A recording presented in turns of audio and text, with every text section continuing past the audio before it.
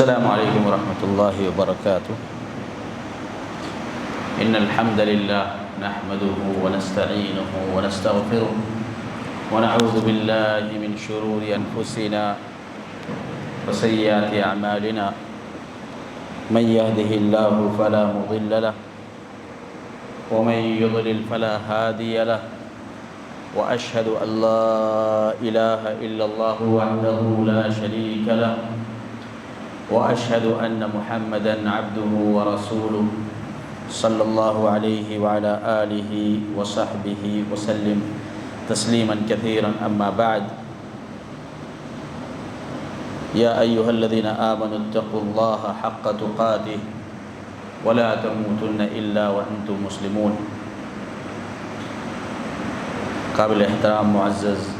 بزرگان دین، نوجوان ساتھیوں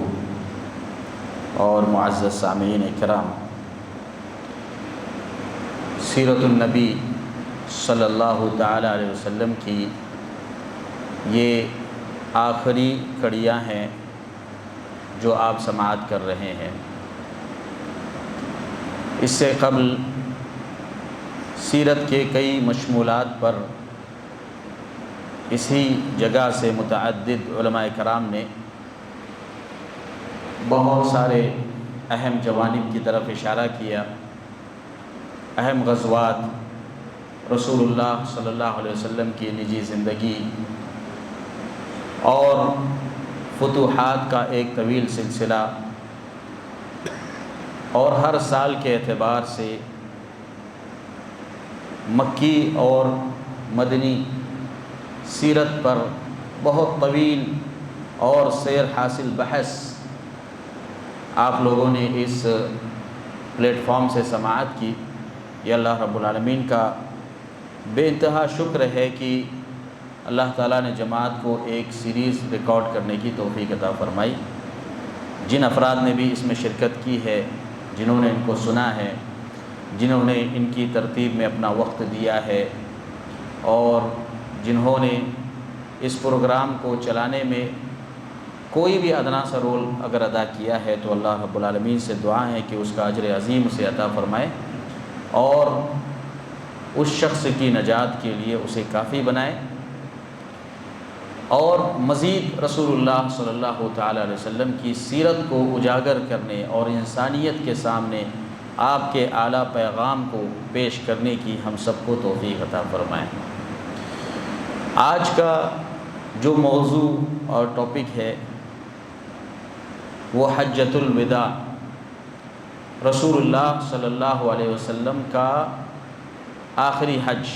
پہلا اور آخری حج۔ حجۃ الوداع در حقیقت رسول اللہ صلی اللہ تعالی علیہ وسلم کی ساری مکی اور مدنی زندگی کا خلاصہ ہے۔ یہ صرف حج نہیں ہے، بلکہ سابقہ پس منظر میں جتنے واقعات، جتنے سیر اور جتنے مباحث آپ نے ابھی تک سنے، ان سارے واقعات کا خلاصہ اللہ کے نبی صلی اللہ علیہ وسلم نے اپنے اس مبارک سفر کے اندر پیش کیا ہے، اور علماء کرام نے اسے حجۃ الوداع کے نام سے موسوم کیا، اس لیے کہ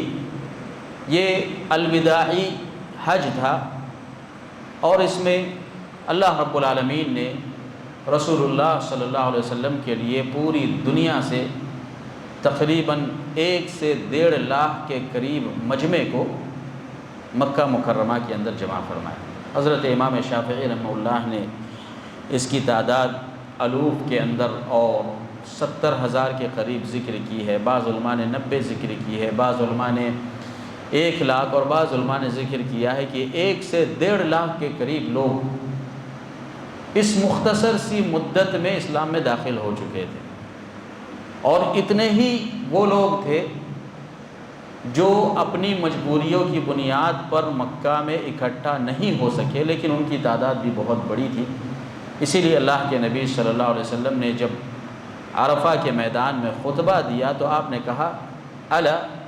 فلیبلغ الشاہد الغائب، جو حاضر ہے وہ اس شخص تک اس بات کو اور اس پیغام کو پہنچائے جو یہاں اس مجلس میں حاضر نہیں ہو سکا ہے۔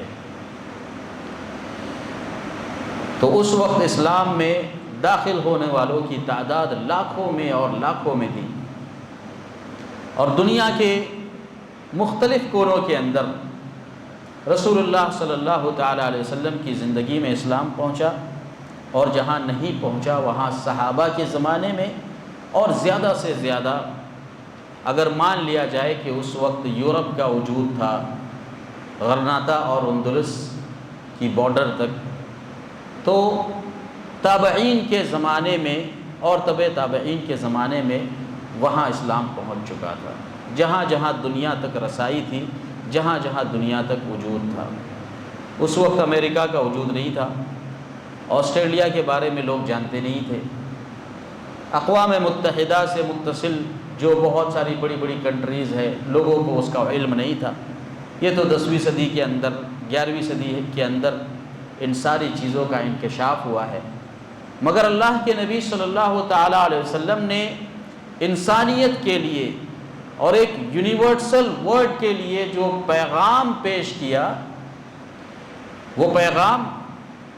امریکہ اور لنڈن کے وجود سے، فرانس کے وجود سے صدیوں پہلے آپ نے وہ نظام بتایا جس نظام پر آج لوگ چل رہے ہیں۔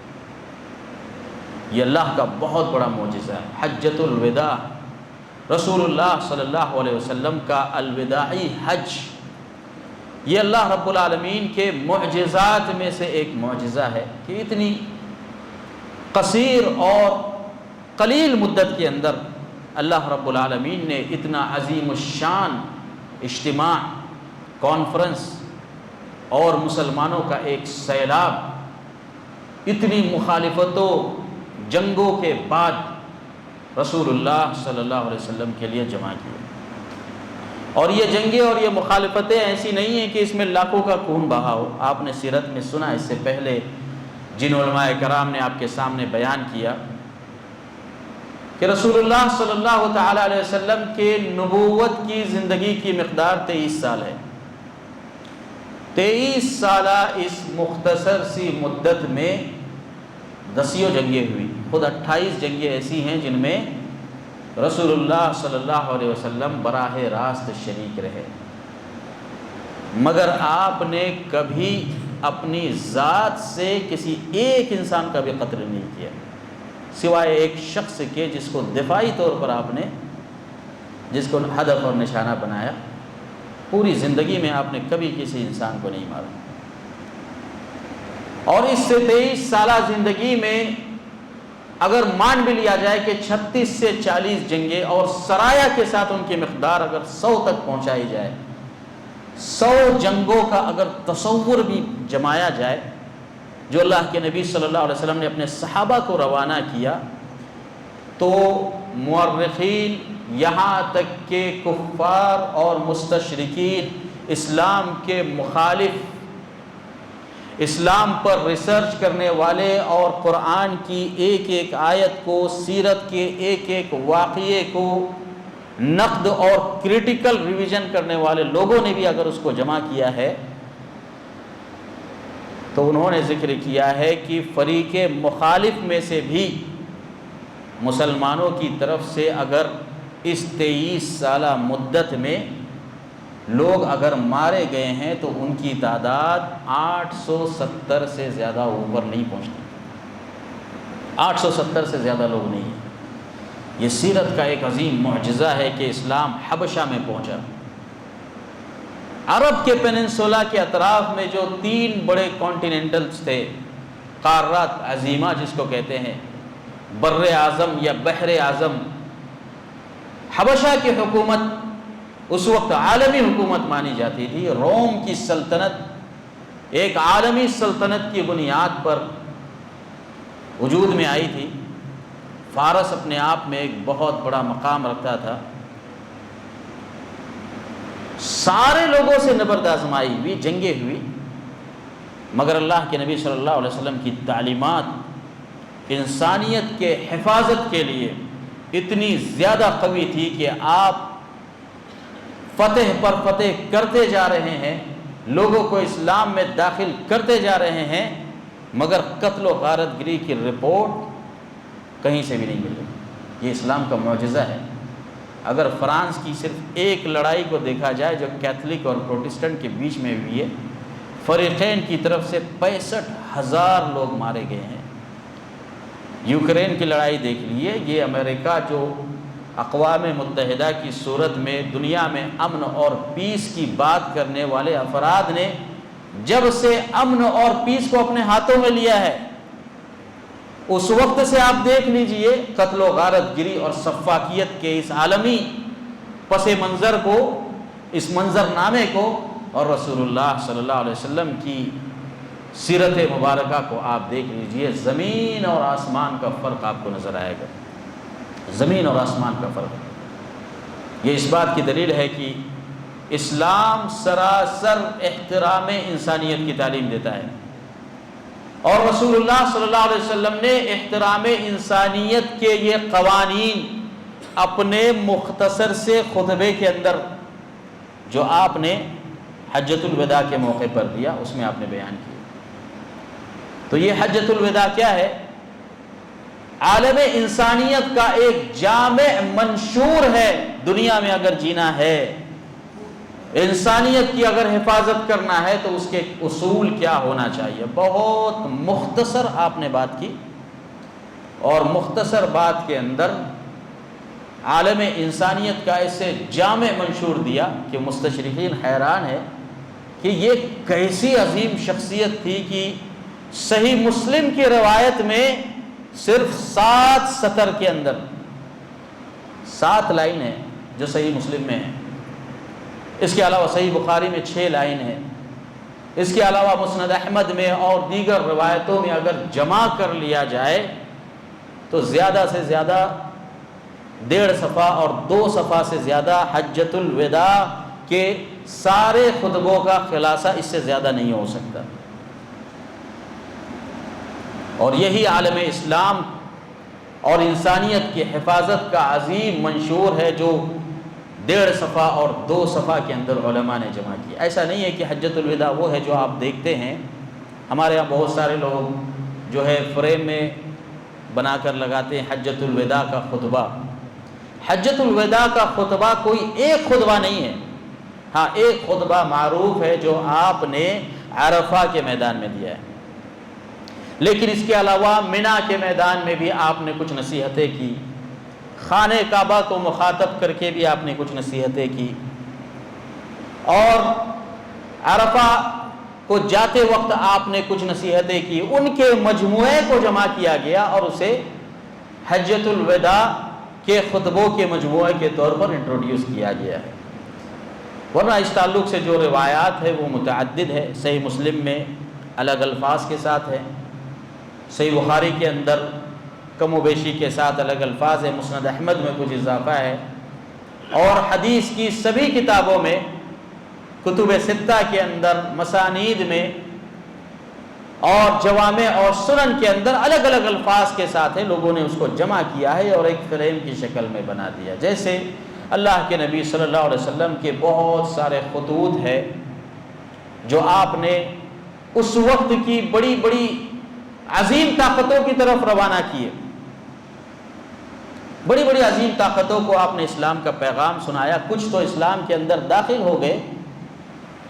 کچھ نے انکار کیا، کچھ نے پھاڑ کے پھینک دیا۔ تو ہمارے ہاں بہت سارے لوگ ہرقل کی طرف جو آپ نے پیغام دیا اس کو مخطوط کی شکل میں فریم میں لگاتے ہیں اور دیواروں پر چسپاں کرتے ہیں۔ یہ پورے ایک ساتھ وہ الفاظ اور وہ سینٹنس نہیں ہے جو اللہ کے نبی نے ان کو بھیجے ہیں، یہ لوگوں نے اس کی ترکیب دی ہے، الگ الگ روایتوں کا خلاصہ جمع کیا ہے، اور اس کے بعد خلاصے کے طور پر ایک سیمپل دیا ہے کہ یہ سیمپل ہے جو اللہ کے نبی نے دیگر حکومتوں کی طرف روانہ کیا۔ تو حجۃ الوداع کا معاملہ بھی ایسے ہی ہے کہ کسی ایک روایت کی بنیاد پر حجۃ الوداع کے خطبے کو جمع نہیں کیا جا سکتا، مختلف الفاظ ہیں، لیکن ہم یہاں جن الفاظ کی پابندی کریں گے اور اس میں اضافہ کریں گے وہ صحیح مسلم کے الفاظ ہیں، اور وہ الفاظ ہیں جو کتب سنہ کے اندر وارد ہے۔ آج ہمارے بہت سارے بھائی یہ دعویٰ کرتے ہیں کہ اسلامی تاریخ میں اہل تشیع کا بہت بڑا ہاتھ ہے۔ اس پر بہت علماء نے لکھا ہے کہ ابن اسحاق کی ترتیب کے وقت، اور یہ جو سیرت ہم پڑھتے ہیں، حضرت خدیجہ کی عمر 40 سال تھی اور ایسا، تو شیعہ روایتوں کا اس میں کوئی شک نہیں ہے کہ اسلامی تاریخ پر بہت بڑا ان کا رعب رہا ہے، خاص کر ہندوستان کی ہماری اس تاریخ کے اندر۔ لیکن حجۃ الوداع کا موضوع ایسا ہے کہ اگر اہل سنت والجماعت کی کتابوں میں بھی وارد ہے تو اہل تشیع کے اماموں کے ساتھ وارد ہے۔ امام محمد الباقر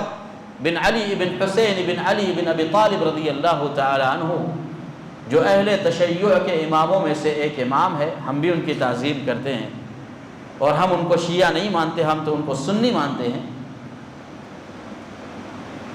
صحیح مسلم کے اندر امام مسلم رحمہ اللہ نے امام محمد الباقر کے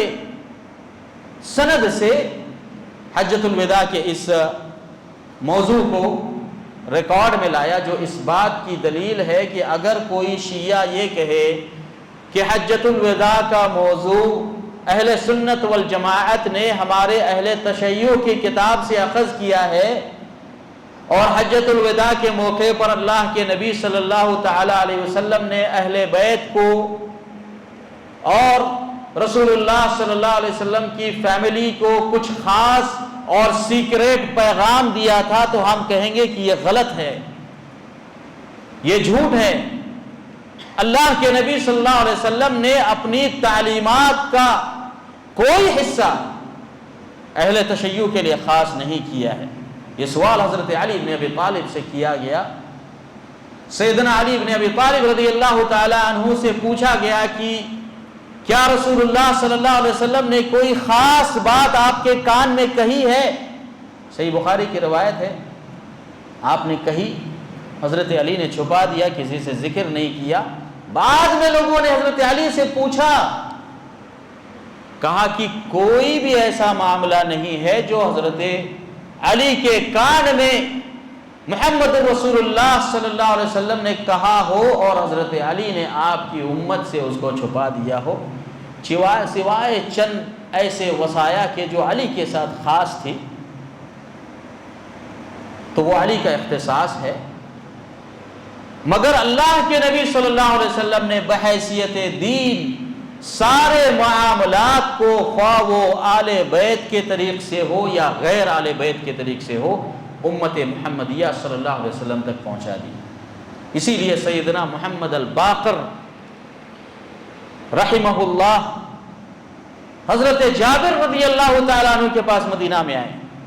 اس وقت جب سیدنا جابر رضی اللہ تعالیٰ عنہ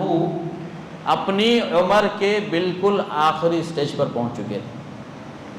حالانکہ نبی کی زندگی میں جابر رضی اللہ تعالی عنہ ایک نوجوان شخص تھے، اور جنگ احد میں ان کے والد کی وفات کے بعد انہوں نے ایک جو ہے سیبہ عورت سے شادی کی، واقعہ بہت معروف ہے۔ تو اللہ کے نبی صلی اللہ علیہ وسلم نے ان سے کہا کہ کوئی چھوٹی عمر کی لڑکی کے ساتھ شادی کر دے، تو کہا کہ نہیں، گھر کی ذمہ داریاں بہت زیادہ ہے۔ چنانچہ اللہ کے نبی نے ان کو برقرار رکھا۔ یہی جابر رضی اللہ تعالیٰ عنہ جو نبی کی زندگی میں ایک نوجوان تھے، آپ کے حج کے سفر کو ریکارڈ میں سب سے زیادہ آتھینٹک طریقے سے اگر کسی نے روایت کیا ہے تو وہ سیدنا جابر رضی اللہ تعالیٰ عنہ فرماتے ہیں کہ جب اللہ کے نبی صلی اللہ علیہ وسلم نے اپنے قصوہ کو، اپنی اونٹنی کو سفر کے لیے تیار کیا، سیدنا ابو بکر الصدیق اس کی دیکھ بھال کرتے کہ نبی کی اونٹنی ہے، اسے سفر پہ لے جانا ہے۔ جابر رضی اللہ عنہ نے نیت کی کہ ایک ایک لمحے کو میں ریکارڈ کروں گا، ایک ایک لمحے کو، یہاں تک کہ آپ مدینہ سے نکلے، مدینہ سے ذی الحلیفہ گئے، ذی الحلیفہ سے سفر کے دوران کس مقام پہ رکے، کس مقام پہ آپ نے کس قبیلے کے یہاں ناشتہ کیا، کس قبیلے کے یہاں آپ نے دوپہر کا کھانا کھایا، کہاں تک آپ گئے، آپ کی اونٹنی کے ساتھ کیا حادثہ ہوا، ساری چیزوں کو سیدنا جابر رضی اللہ تعالی عنہ نے ریکارڈ میں لایا، اور یہی وہ جابر رضی اللہ تعالی عنہ ہے جو اپنے بڑھاپے کی عمر کو پہنچتے ہیں، آنکھوں سے نابینا ہے، ہاتھ کانپ رہے ہیں، مگر مدینہ منورہ کے بڑے علماء میں سے، بڑے فقہاء میں سے ہیں۔ اور سیدنا محمد الباقر بن علی بن حسین بن ابی طالب رضی اللہ تعالی عنہ علم کو حاصل کرنے کے لیے جابر رضی اللہ تعالیٰ عنہ کے پاس آتے ہیں۔ لوگ کہتے ہیں کہ آل بیت کے رسول اللہ صلی اللہ علیہ وسلم کے خانوادے کے ایک بڑے عالم، ایک عبقری شخصیت محمد الباقر آئے ہیں اور وہ آپ سے ایک سوال کرنا چاہتے ہیں۔ کہا آنے دیجیے، نابینا ہے۔ سیدنا جابر رضی اللہ تعالیٰ عنہ عمر کے آخری سٹیج پر ہے۔ سیدنا محمد الباقر آپ کے پاس سامنے آئے، زانوِ تلمس کو تہہ کیا اور اس کے بعد سوال کیا کہ میرے نانا کے حج کے طریقے کو آپ نے ریکارڈ کیا ہے، لہٰذا ابتدا سے لے کر آخر تک جو نبی کا حج تھا، جسے حجۃ الوداع کہتے ہیں، اس کو آپ بیان کر دیجئے۔ چنانچہ صحیح مسلم کی حدیث میں ہے، مسند احمد کے اندر ہے، کتب سنن اور جوامع کے اندر ہے، یہاں تک کہ شیعہ کتابوں کے اندر بھی یہ وارد ہے کہ سیدنا محمد الباقر نے اگر نبی کے حج کے طریقے کو لیا ہے تو سیدنا جابر رضی اللہ تعالیٰ عنہ سے لیا۔ یہ بات کلیئر ہو گئی کہ یہ واقعہ سنت سے وارد ہے، صحیح اور اوتھینٹک سورس سے وارد ہے، لہٰذا یہ جو شبہ ہماری دینی کتابوں کے اندر اور ہمارے مستشرقین اور ہماری بڑی بڑی یونیورسٹیوں میں پڑھنے والے بیان کرتے ہیں کہ حجۃ الوداع کا سب سے بڑا سورس کتب شیعہ ہے، اس کی تفنید ہو گئی کہ یہ چیز غلط ہے۔ اس کا سب سے بڑا سورس کتب سنت ہے اور حضرت جابر رضی اللہ تعالیٰ عنہ ہے۔ چنانچہ جابر رضی اللہ تعالیٰ عنہ کے علاوہ اور بھی تقریباً 7 کے قریب صحابہ ہیں جنہوں نے پل پل اور لمحے لمحے کی خبر کو روایت کیا، اور ان کے علاوہ تابعین کی ایک بہت بڑی تعداد ہے جو 35 سے زیادہ بتائی جاتی ہے جنہوں نے صحابہ سے اس طریقے کو یاد کیا۔ اور یہ تابعین اور تبع تابعین کی عادت تھی کہ وہ سیرت کو بھی ویسے ہی یاد کیا کرتے تھے جیسے قرآن کی آیت یاد کی جاتی۔ قرآن کی آیت تو یاد کرنا یہ صحابہ کا، ان کے بچوں کا، ان کی بچیوں کا معمول تھا، آج بھی ہے۔ آپ عربوں میں جائیں، 6 سال کی بچیاں، 6 سال 7 سال کے بچے پورے قرآن کے حافظ ہیں۔ ہمارے یہاں تو اس کا تصور بھی نہیں ہے، تصور ہی نہیں ہے ہمارے پاس۔ اور عرب کے اندر تو اپنے گھوڑوں کے انساب کو یاد کیا کرتے تھے، پہاڑوں کے نام یاد تھے۔ اللہ کے نبی صلی اللہ علیہ وسلم کے زمانے میں بچوں کو گھوڑوں کے نام، ان کی نسلوں کے نام، اور یہ جو پہاڑ اطراف میں دکھتے ہیں ان کے نام بھی یاد تھے۔ ہم میں سے کتنے لوگ ہیں جو پہاڑوں کے نام یاد کرتے ہیں؟ تو امام مالک رحمۃ اللہ علیہ فرماتے ہیں کہ ہم رسول اللہ صلی اللہ تعالی علیہ وسلم کی سیرت کو ایسے ہی یاد کیا کرتے تھے جیسے قرآن کی آیتیں یاد کی جاتی ہے۔ تو حجۃ الوداع کے واقعے کو کئی صحابہ نے یاد کیا ہے اور اسے روایت کیا ہے، اور انہی روایتوں کا نتیجہ ہے کہ رسول اللہ صلی اللہ علیہ وسلم کے حجۃ الوداع کے اس طریق کو اور ہجرت کے طریقے کو اللہ کے نبی صلی اللہ علیہ وسلم کا مکہ سے مدینہ اور مدینہ سے مکہ کے اس روٹ کو آج تک اس روٹ کو محفوظ رکھا گیا ہے۔ آج آپ جائیے سعودی عرب کے اندر، انہوں نے ایک بہت بڑا پروجیکٹ بنایا ہے طریق الحجرہ کے نام سے، درب السنہ کے نام سے۔ اللہ کے نبی صلی اللہ علیہ وسلم کا وہ سفر جو مکہ اور مدینہ کے درمیان 425 کلومیٹر پر مبنی ہے، اس سفر کو بطور سنت آج بھی عربوں کے اندر اسے زندہ رکھا گیا ہے، لوگ چل کر جاتے ہیں۔ آج کل تو بہت ساری کمپنیاں بھی منظر عام پر آئی ہیں، بلکہ ایک ہی کمپنی ہے میری معلومات کے حساب سے جس کا آفس ریاض میں بھی ہے، مکہ میں بھی ہے، مدینہ میں بھی ہے، اور یہ نوجوانوں کو تیار کرتے ہیں کہ آؤ چلتے ہیں مدینہ منورہ سے 425 کلومیٹر چل کر اس جگہ پر ان جگہوں پر اور نقاط اور پوائنٹ پر رکا جاتا ہے جہاں اللہ کے نبی صلی اللہ تعالی علیہ وسلم رکے ہیں اور جہاں قبائل کے اندر آپ نے ناشتہ کیا ہے۔ یہاں تک کہ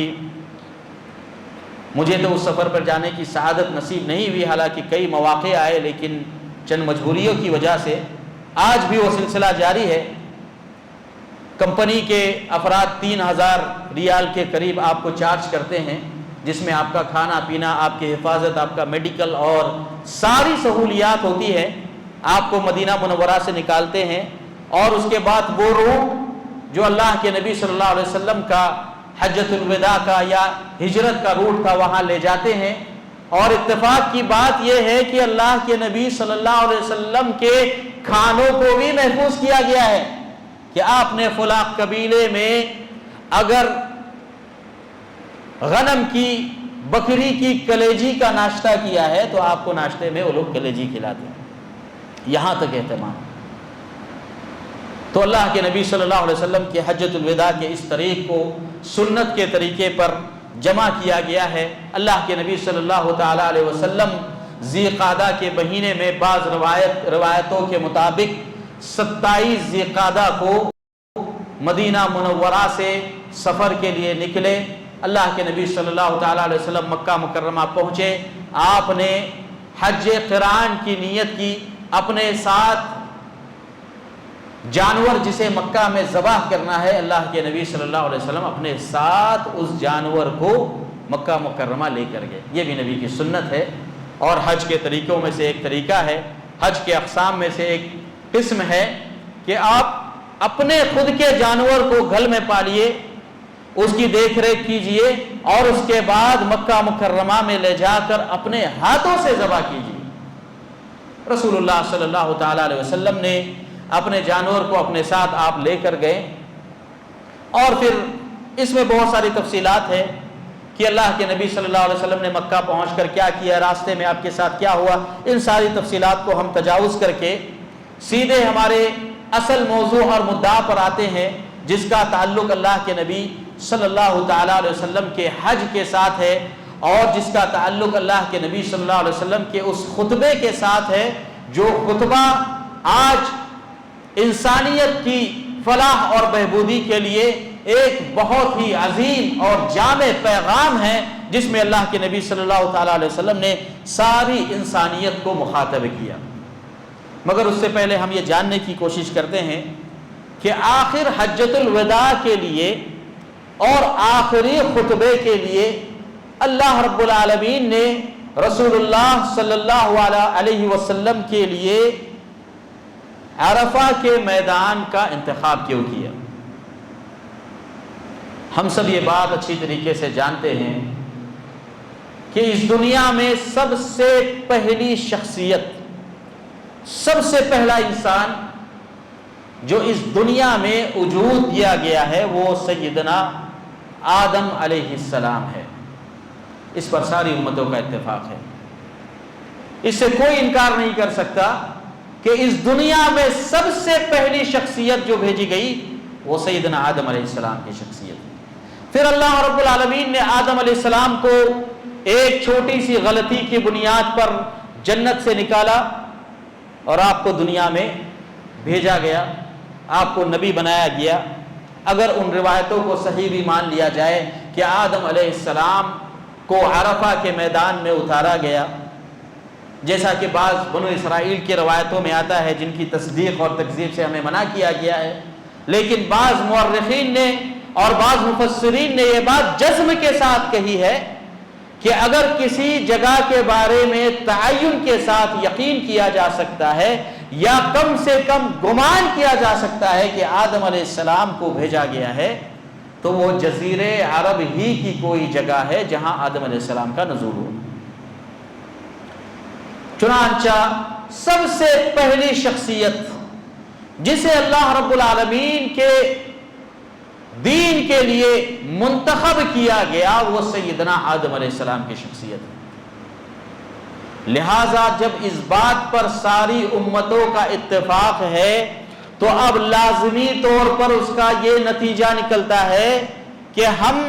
آدم علیہ السلام کے تعلق سے یہ یقین کر لے کہ اگر وہ پہلی شخصیت ہے، اگر وہ پہلے نبی ہے، اگر وہ اس روئے زمین پر نازل ہونے والا سب سے پہلا انسان ہے، تو لازمی طور پر اس بات کو ماننا پڑے گا کہ اگر ان کا کوئی دین تھا، ان کا کوئی دھرم تھا، ان کا کوئی مذہب تھا، ان کا کوئی ریلیجن تھا، ان کا کوئی مسلک تھا، تو وہ اسلام کے پابند تھے۔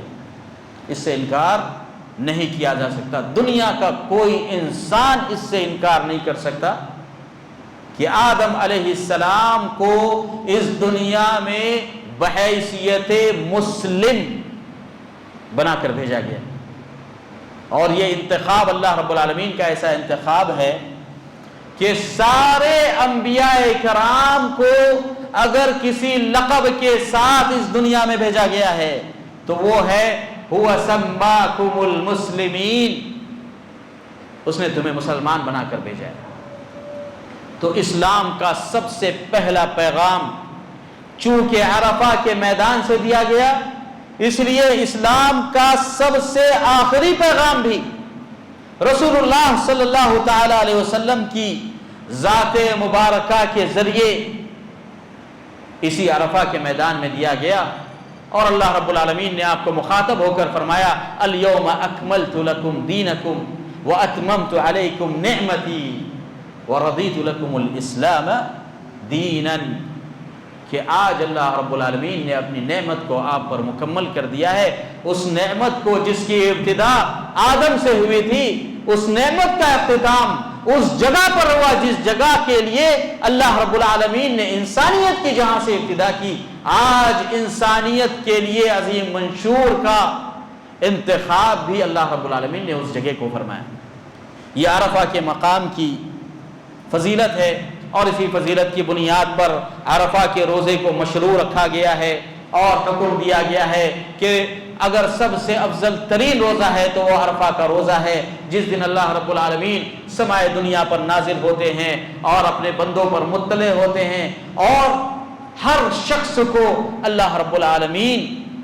اس دن معاف کرتے ہیں۔ اسی لیے اللہ کے نبی صلی اللہ علیہ وسلم نے غیر حجاج کے لیے مشروع کیا ہے کہ وہ عرفہ کے دن روزہ رکھے۔ یہ عرفہ کا وہ دن ہے جس دن سے اسلام زندہ ہوتا ہے، جس دن سے اسلام زندہ ہوتا ہے۔ آدم علیہ السلام کی نبوت سے لے کر رسول اکرم صلی اللہ علیہ وسلم کی خاتمیت تک عرفہ کے میدان کی اہمیت ہے۔ لہٰذا جو لوگ کہتے ہیں کہ اسلام زندہ ہوتا ہے ہر کربلا کے بعد، جھوٹ کہتے ہیں۔ اسلام عرفہ سے زندہ ہوتا ہے، اور اسلام کا اختتام بھی عرفہ کے میدان پر ہو۔ تو اللہ رب العالمین نے جہاں جغرافیائی اعتبار سے عرفہ کے مقام کو اہمیت دی ہے، وہیں پر عرفہ کے مقام سے دیے جانے والے پیغام کو بھی اہمیت دینے کا حکم دیا۔ اسی لیے ہم حجۃ الوداع کو اہمیت دیتے ہیں اور اس کے پیغام کو ساری دنیا تک سناتے ہیں۔ عرفہ کے میدان میں جس وقت اللہ کے نبی صلی اللہ تعالی علیہ وسلم جمع ہوئے اپنے صحابہ کے ساتھ، اور مختلف مقامات سے، روم سے، حبش سے، فارس سے، جزیرہ عرب سے، اور رسول اللہ صلی اللہ علیہ وسلم کے اطراف میں موجود بڑی بڑی حکومتوں سے جو افراد وہاں اکٹھا ہوئے،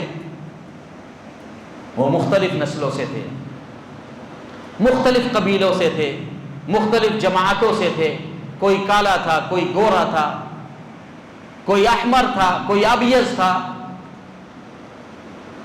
تو علماء کرام نے اس ناحیے سے بھی اس مسئلے کی تحقیق کی ہے کہ عرفہ کے اس میدان میں اللہ رب العالمین نے رسول اللہ صلی اللہ علیہ وسلم کے لیے تمام قسم کے، تمام انواع کے افراد کو، تمام قبائل کو، اور عصبیت کی بنیاد پر ایک دوسرے کے مخالف لوگوں کو اللہ رب العالمین نے دین اسلام کی ہدایت دے کر اس مقام پر، اس مقام عظیم پر اللہ رب العالمین نے جمع کیا۔ ان میں وہ فارس کے لوگ بھی تھے جن کی طرف اللہ کے نبی صلی اللہ تعالیٰ علیہ وسلم نے اپنا خط اور اپنا لیٹر بھیجا، اور مجھے قوی امید ہے کہ سیرت سے قبل یا سیرت کے عظیم دروس کے دوران اس موضوع پر ضرور روشنی ڈالی گئی ہوگی۔ میری خود کی ذاتی خواہش تھی کہ رسول اللہ صلی اللہ علیہ وسلم کے ان عظیم خطوط کو آپ کے سامنے پیش کیا جائے جو مختلف بادشاہوں کی جانب آپ نے روانہ کیے۔ ان میں سے 28 خطوط ایسے ہیں جن کی سند ملتی ہیں اور جن کے چند ورڈنگ اور جن کے چند ٹیکس اور نقاط ملتے ہیں جو آپ نے مختلف حکومتوں کی جانب روانہ کیے، جن میں سے 4 لیکچر تو میں اس سے پہلے ریکارڈ کر کے فیس بک پر ڈال چکا ہوں۔ اللہ کے نبی صلی اللہ علیہ وسلم کے 20 خطوط جو آپ نے 20 حکمرانوں کو بھیجے، ان میں سے 4 لیکچر میں نے اب تک فیس بک پر ریکارڈ کر کے ڈال دیے ہیں۔ اللہ تعالیٰ سے دعا ہے کہ اللہ تعالیٰ ان 20 خطوط کو ریکارڈ کرنے کی اللہ تعالیٰ توفیق نصیب فرمائے۔ ان میں سے ایک خط آپ نے امیر خسرو پرویز کی طرف، فارس کے عظیم بادشاہ پرویز کی طرف آپ نے خط کو روانہ کیا،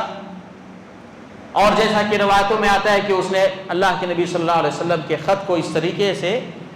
پھاڑ کر پھینک دیا۔ فارس کی حکومت اس وقت کے عظیم قارات اور انٹر کانٹیننٹل میں سے ایک بہت بڑی حکومت جانی جاتی تھی،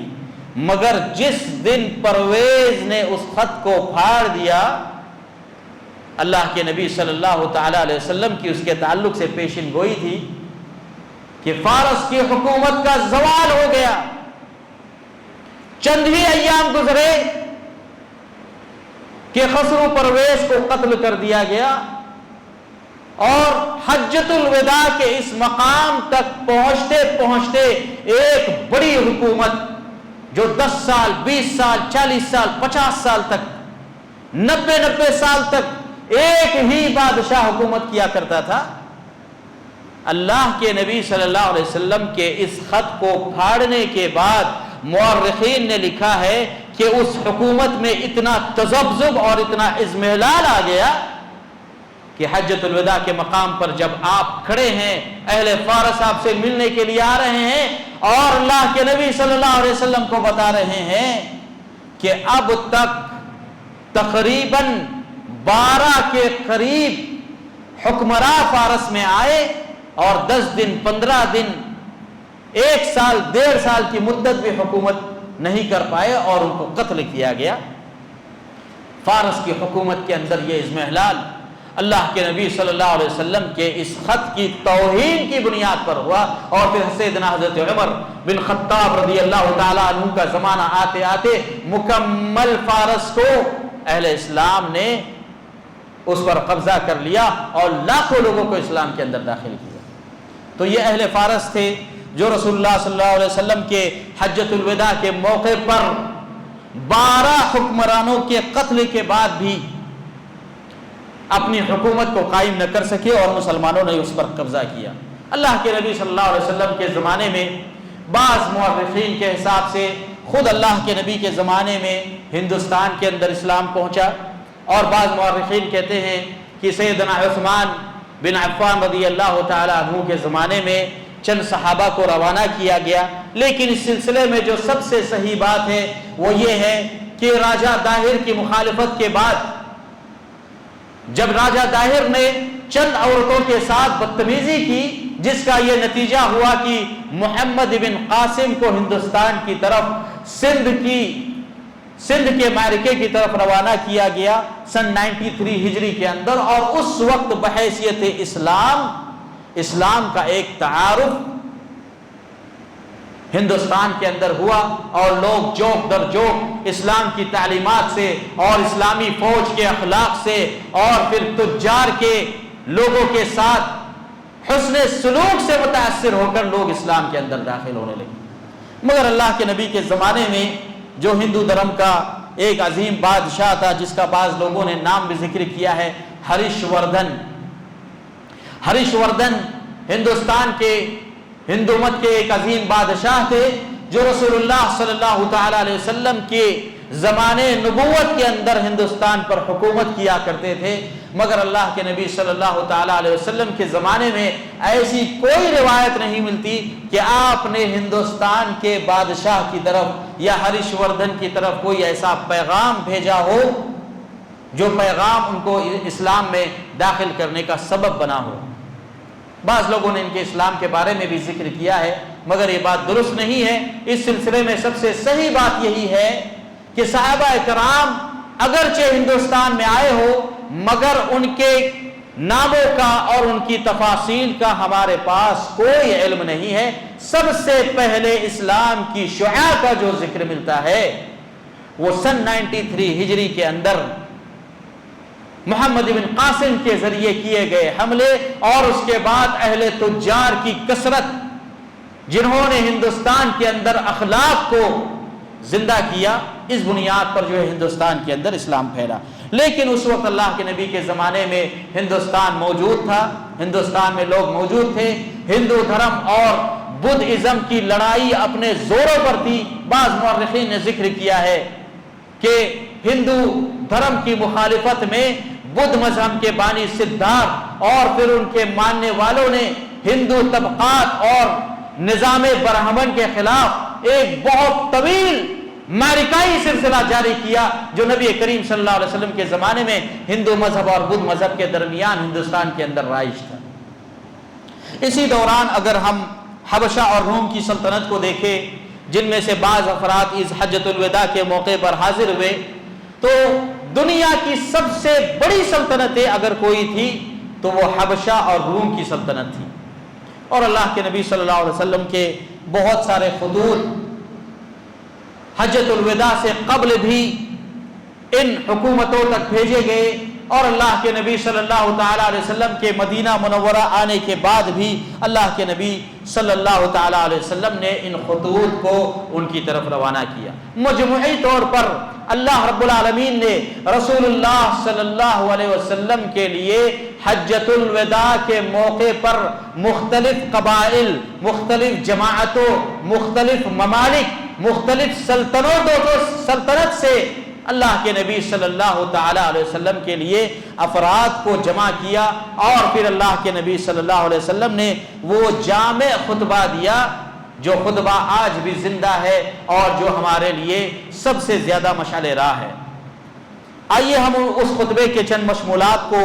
جاننے کی کوشش کرتے ہیں جو رسول اللہ صلی اللہ تعالی علیہ وسلم نے عرفہ کے میدان میں دیے۔ انشاءاللہ آج کے اس درس میں صرف ان مشمولات کی طرف اشارہ کیا جائے گا، اور ان مشمولات کی تفصیلات اور ایک ایک سطر کے تعلق سے انشاءاللہ آئندہ درس کے اندر اس کی شرح کی انشاءاللہ کوشش کی جائے گی۔ اللہ کے نبی صلی اللہ علیہ وسلم نے جو خطبہ دیا اس میں مجموعی طور پر سب سے پہلے تو یہ آپ کا الوداعی پیغام تھا جو بہت ہی مختصر الفاظ میں تھا، مگر اگر اس کی شرح کی جائے تو ہزاروں صفحات پر وہ شرح مشتمل ہے، اور لوگوں نے اس کی شرح کی ہے، 2000-2500 صفحات پر لوگوں نے اس کی شرح کی ہے۔ البتہ اللہ کے نبی کے الفاظ تو جو تھے وہ انتہائی زیادہ مختصر تھے۔ دوسری چیز یہ کہ اللہ کے نبی صلی اللہ علیہ وسلم نے اس خطبے کو دینے سے پہلے صحابہ کرام کی جماعت کو مامور کیا کہ لوگوں کو کہے کہ خاموش رہے۔ سیدنا جریر بن عبداللہ البجلی رضی اللہ تعالیٰ عنہ بیان کرتے ہیں کہ اللہ کے نبی صلی اللہ علیہ وسلم نے مجھے مامور کیا کہ میں لوگوں کے پاس جاؤں اور لوگوں سے کہوں کہ خاموش رہو۔ اللہ کے نبی کچھ بولنا چاہتے ہیں، خاموش رہو، اللہ کے نبی کچھ بتانا چاہتے ہیں۔ چنانچہ سنن نسائی کی روایت میں ہے کہ جریر بن عبداللہ کو اور حضرت علی بن ابی طالب کو اور دیگر صحابہ کو اللہ کے نبی نے حکم دیا کہ لوگوں کے مجموعات کے پاس جاؤ، ان سے قریب ہونے کا، ان کو قریب ہونے کا حکم دو، اور سب لوگوں سے کہو کہ سب خاموشی کے ساتھ اللہ کے نبی کی بات کو سنیں۔ پھر اس کے بعد آپ نے جو باتیں کہیں، مجمع بہت بڑا تھا، اللہ کے نبی صلی اللہ علیہ وسلم نے اپنے بغل میں سیدنا علی بن ابی طالب کو مقرر کیا کہ آپ اس پیغام کو سنیں۔ پھر اس کے بعد تھوڑے سے فاصلے پر ایک دوسرے صحابی کھڑے ہیں، پھر تھوڑے سے فاصلے پر جریر بن عبداللہ البجلی کھڑے ہیں، اس طریقے سے اللہ کے نبی کے اس عظیم پیغام کو 1 سے 1.5 لاکھ لوگوں تک ایک ہی مجلس کے اندر پہنچایا گیا۔ ساتھ ہی ساتھ بعض مورخین نے یہ بات ذکر کی ہے اور سنن نسائی کی یہ روایت بھی ہے، علامہ البانی رحمہ اللہ نے اسے صحیح قرار دیا ہے، حضرت عبد الرحمن ابن معاذ رضی اللہ تعالیٰ عنہ کی حدیث ہے۔ یہ اللہ کے نبی صلی اللہ علیہ وسلم کے عظیم معجزات میں سے ایک معجزہ ہے کہ اتنے بڑے مجمع کو اور اتنی بڑی تعداد کو آپ نے بیک وقت مخاطب کیا، اور اللہ کے نبی کے یہ الفاظ اور لوگوں کی قوت سماعت اتنی زیادہ تیز ہو گئی جو عام دنوں میں نہیں ہوتی۔ اگر میں یہاں سے آپ کو مخاطب کروں، اس مائک کے ذریعے سے باہر تک آواز جا رہی ہے، بغیر مائک کے میں آپ سے گفتگو کروں تو 50 افراد، 100 افراد، 1000 افراد سنیں گے، مگر سیدنا عبد الرحمن بن معاذ رضی اللہ تعالیٰ عنہ بیان کرتے ہیں کہ خطبنا رسول اللہ صلی اللہ علیہ وسلم بمنا ففتح اللہ اسماعنا حتى ان كنا نسمع ما يقول ونحن في منازلنا۔ کہ اللہ کے نبی کے معجزات میں سے یہ معجزہ ہے کہ اللہ کے نبی صلی اللہ علیہ وسلم منا کے میدان میں کھڑے ہوئے،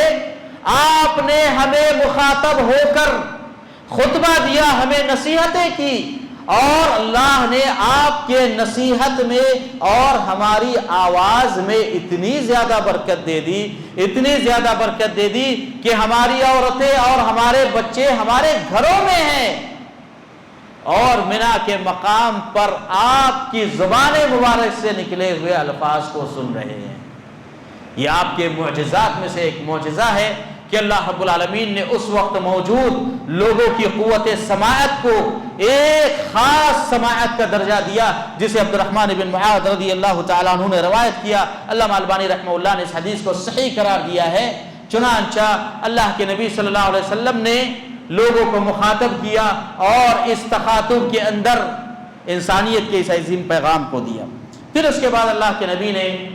مخاطب کرتے وقت لوگوں سے یہ بھی کہا کہ الا فلیبلغ الشاہد الغائب، جو باتیں میں نے کہی ہیں یا جو باتیں میں کہوں گا، ان ساری باتوں کو جتنے لوگ موجود ہیں وہ ان لوگوں تک پہنچائے جو موجود نہیں ہیں۔ علماء کرام نے لکھا ہے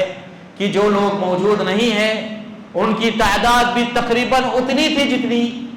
حجۃ الوداع کے موقع پر اللہ کے نبی صلی اللہ علیہ وسلم کے سامنے تھی۔ پھر اللہ کے نبی کا یہ پیغام کہ ان تک پہنچا دو جو یہاں موجود نہیں ہیں، اس سے علماء کرام نے اس مسئلے کو اخذ کیا کہ نبی کی سیرت کو بھی ویسے ہی یاد کرنا چاہیے جیسے قرآن کی آیتوں کو یاد کیا جاتا ہے۔ اسی لیے امام ابن حزم رحمہ اللہ نے اور امام مالک رحمہ اللہ سے یہ بات وارد ہے کہ ہم سیرت کو ایسے ہی یاد کیا کرتے تھے جیسے قرآن کی آیتیں یاد کی جاتی ہیں۔ ہم جب واپس ہوئے، صحابہ کرام بیان کرتے ہیں کہ ہم جب واپس ہوئے تو ہم نے اس حجۃ الوداع کے خطبے کو اپنے بچوں کو یاد کرایا، اپنی ماؤں اور بہنوں کو یاد کرایا، لوگوں تک پہنچانے کی کوشش کی کہ یہ نبی کا عظیم پیغام ہے۔ اسی طریقے سے اس خطبے کے اندر اللہ کے نبی صلی اللہ تعالیٰ علیہ وسلم نے جاہلیت کی عصبیت کی طرف اشارہ کیا اور عالم اسلام کو ایک عظیم منشور دیا کہ یہاں ہم سب جو اکٹھا ہے اور جو باتیں میں کہنے جا رہا ہوں، اس میں کسی عربی کو کسی عجمی پر، کسی کالے کو کسی گورے پر، اور کسی احمر کو یعنی سرخ رنگ والے کو کسی غیر سرخ رنگ والے پر کوئی فضیلت نہیں ہے۔ علماء کرام نے اس مسئلے سے یہ بات اخذ کی ہے کہ آپ کے پاس اس مجلس میں جو لوگ حاضر تھے ان میں کالے بھی تھے، یعنی اب حبشہ کی حکومت سے آنے والے افراد بھی تھے، ان میں گورے بھی تھے، یعنی روم کی طرف، اور روم کی سلطنت کو اگر فرانس کے حدود تک مانا جائے تو وہاں سے بھی افراد حاضر تھے، ان میں سرخ رنگ مائل بھی تھے، یعنی اگر فارس کی حکومت جو رشیا کے بارڈر تک جاتی ہیں اگر مانا جائے تو ان میں سرخ رنگ والے بھی تھے، اور عرب کے افراد بھی تھے جن میں کالے بھی ہے، گورے بھی ہے اور سرخ مائل رنگ والے بھی ہیں۔ تو اللہ کے نبی کا یہ پیغام تقریباً ساری انسانیت کے لیے محیط پیغام تھا۔ اسی لیے اللہ کے نبی نے فرمایا کہ عربی کو عجمی پر اور کالے کو گورے پر، سرخ رنگ والے کو غیر سرخ رنگ والے پر کوئی فضیلت نہیں ہے۔ اور اگر کسی شخص کے ذہن میں، یہاں تک کہ اگر قریش کے ذہن میں بھی یہ شبہ ہے کہ قریش کی اہمیت اس لیے ہے کہ وہ خانہ کعبہ کی حفاظت کرتے ہیں، قریش کی اہمیت اس لیے ہے کہ وہ لوگوں کو حج کے موقع پر زمزم کا پانی پلاتے ہیں، قریش کی اہمیت اس لیے ہے کیونکہ وہ منی میں اور عرفات میں رکنے والوں کے رکنے کا انتظام کرتے ہیں اور ان کی خدمتیں کرتے ہیں، تو انہیں معلوم ہونا چاہیے کہ اسلام کے آنے کے بعد اگر کسی شخص کی فضیلت ہے تو وہ صاحب تقوی کی فضیلت ہے، وہ صاحب ایمان کی فضیلت ہے، وہ صاحب اسلام کی فضیلت ہے۔ کسی قبیلے کو، کسی ملک کو، کسی رنگ کو اسلام کے مقابلے میں فضیلت حاصل نہیں ہے۔ یہ عالم اسلام کا عظیم منشور ہے جو اللہ کے نبی صلی اللہ علیہ وسلم نے آج سے 1450 سال پہلے زندہ کیا، جسے آج اقوام متحدہ ہیومینیٹرین ریسورسز کے نام پر اور انسانیت کی حفاظت کے نام پر زندہ کر رہی ہے۔ اور اس عالمی منشور کی بنیاد پر پوری دنیا کو دھوکے میں رکھا گیا ہے کہ کسی دین کی کوئی ویلیو نہیں، کسی مذہب کا کوئی مقام نہیں، مقام ہے تو انسانیت کا مقام ہے۔ یہ دھوکہ ہے، یہ سراسر دھوکہ ہے۔ انسانیت کے لیے سب سے بہترین پیغام اس دنیا کے اندر موجود ہے اور تا قیامت خالدیت کے طور پر رہے گا تو اسلام کا پیغام ہے۔ اور اسلام کا یہ عظیم پیغام حجۃ الوداع کے اس خطبے کے اندر اللہ کے نبی صلی اللہ تعالی علیہ وسلم نے ساری انسانیت کے لیے جمع کیا ہے۔ تو حجۃ الوداع کے حقیقی پیغام کو سننے سے پہلے یہ پس منظر معلوم ہونا چاہیے کہ اللہ کے نبی نے جو الفاظ ادا کیے ہیں ان الفاظ کا بیک گراؤنڈ کیا ہے، اس کا پس منظر کیا ہے، اس وقت جغرافیائی حالات کیا تھے، اس وقت اس مجلس میں حاضر ہونے والے افراد کون تھے، اس وقت اللہ کے نبی صلی اللہ علیہ وسلم نے کن کن اکائیوں، کن کن نقاط اور کن کن پوائنٹس کو آپ نے اجاگر کیا ہے۔ یہ سارے نقاط ہمیں معلوم ہونا چاہیے۔ مختصراً طور پر یہ کہ اللہ کے نبی صلی اللہ علیہ وسلم نے حجۃ الوداع کے اس مقام پر جن نقاط کا ذکر کیا ان نقاط میں سب سے پہلے انسانیت کے احترام کا تذکرہ، سب سے اہم تذکرہ ہے کہ انسانیت کی حفاظت کیسے کی جائے اور کس بنیاد پر انسان کو دوسرے انسان پر فضیلت حاصل ہے، پھر لوگوں کے خون، لوگوں کے مال کس بنیاد پر حرام ہے۔ پھر اللہ کے نبی صلی اللہ علیہ وسلم نے امور جاہلیت کا تذکرہ کیا، جاہلیت کے وہ امور جو روا ہیں، جاہلیت کے وہ امور جو اللہ کے نبی نے کہا کہ آج عرفہ کے اس میدان میں قریش کی فلاں اور فلاں چیزیں میرے ان قدموں کے اندر ہے۔ انہی میں سے اللہ کے نبی صلی اللہ علیہ وسلم نے فرمایا کہ عباس ابن عبد المطلب کا سود کی ساری قسمیں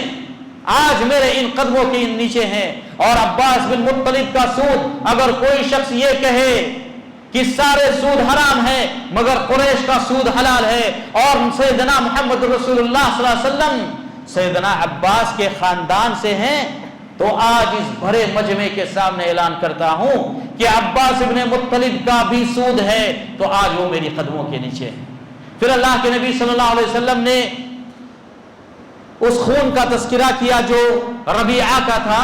کہا کہ سارے خونوں کو آج میں نے معاف کر دیا، آج کے بعد کوئی بھی شخص خون کا مطالبہ کرنے کے لیے ناجائز طور پر کسی بھی قبیلے اور کسی بھی جماعت اور کسی بھی فرد سے مطالبہ نہیں کر سکتا۔ سارے خون آج کے دن میں نے معاف کر دیے ہیں۔ اللہ کے نبی نے ان خون کا تذکرہ کیا، پھر عورتوں کے حقوق کا تذکرہ کیا۔ اللہ کے نبی صلی اللہ علیہ وسلم نے عورتوں کے تعلق سے اس دن خصوصی وصیت فرمائی۔ پھر اس کے بعد اگر بعض روایتوں کو صحیح مان لیا جائے کہ آپ نے کتاب اللہ کی صحیح وصیت فرمائی، اور اگر آپ کے اس خطبے کو بھی حجۃ الوداع کا خطبہ مانا جائے جو غدیر خم کے مقام پر آپ نے دی، جو صحیح سنتوں سے ثابت ہے، تو آپ نے آل بیت کی اور اہل بیت کے تعلق سے خصوصی طور پر وصیت فرمائی کہ میرے آل بیت کا خصوصی خیال رکھا جائے، اذکرکم اللہ فی اہل بیتی، کہ میرے اہل بیت کا خصوصی احترام کیا جائے۔ مگر یہ اللہ کے نبی نے حجۃ الوداع کے اس مقام پر نہیں کہا جس مقام کو عرفہ کا خطبہ کہا جاتا ہے، البتہ مجموعے خطبات کے اندر یہ بات بھی شامل ہے۔ پھر اللہ کے نبی نے کتاب اللہ کو مضبوطی کے ساتھ پکڑنے کی وصیت فرمائی۔ پھر اس کے بعد اللہ کے نبی صلی اللہ علیہ وسلم نے انسانیت کے اعلیٰ منشور کو بیان کیا، حقوق کو بیان کیا۔ انشاءاللہ یہ ساری تفصیلات اگلے درس کے اندر اور حصہ دوم کے اندر آپ کے سامنے بیان کی جائے گی۔ اس خطبے کا مشمول عربی زبان کے اندر اس کا ترجمہ اور اس کی شرح انشاءاللہ آئندہ دوسرے حصے کے اندر آپ کے سامنے بیان کی جائے گی۔ اللہ رب العالمین مجھے اور آپ کو نیک توفیق نصیب فرمائے۔ الہ العالمین ہمیں رسول اللہ صلی اللہ علیہ وسلم کی سیرت طیبہ پر عمل کرنے اور اس سیرت طیبہ کو دنیا کے سامنے پیش کرنے کی توفیق عطا فرمائے۔ الہ العالمین ہم سب کی حفاظت فرمائے۔ الہ العالمین ہم سب کو اللہ کے دین پر قائم رکھے، رسول اللہ صلی اللہ تعالی علیہ وسلم کی سنتوں پر اور آپ کی سیرت پر قائم رکھے، اور جب ہمارا خاتمہ ہو تو ایمان پر ہو۔ اقول قولی ھذا واستغفر اللہ لی ولکم ولسائر المسلمین فاستغفروه انه هو الغفور الرحیم، وصلی اللہ علی نبینا محمد وعلی آلہ وصحبہ وسلم تسلیما کثیرا۔ السلام علیکم ورحمۃ اللہ وبرکاتہ۔